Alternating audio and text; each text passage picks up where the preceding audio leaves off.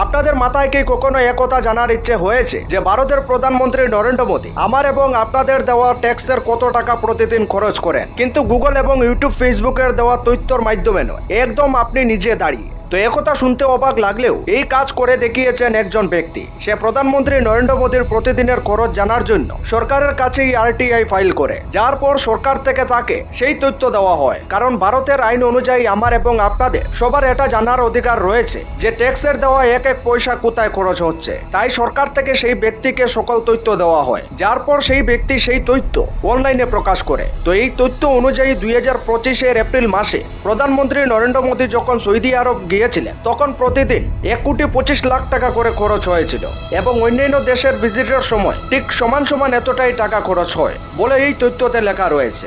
তার উপর দিকে যখন প্রধানমন্ত্রী নরেন্দ্র মোদী দেশে থাকেন, তখন প্রধানমন্ত্রী ঘরে থাকুক অথবা বাইরে প্রতিদিন শুধুমাত্র সিকিউরিটির জন্য 2 কোটি টাকা খরচ হয় বলে এই তথ্য লেখা রয়েছে। অর্থাৎ প্রতিদিন ঘন্টায় 7 লক্ষ টাকা খরচ হয় প্রধানমন্ত্রী নরেন্দ্র মোদীর সিকিউরিটির জন্য। আপনাদেরও যদি এ ধরনের ফার্স্ট এবং প্রেজেন্টের ইতিহাস জানার ইচ্ছে আছে, তাহলে সাবস্ক্রাইব অথবা ফলো করে রাখুন।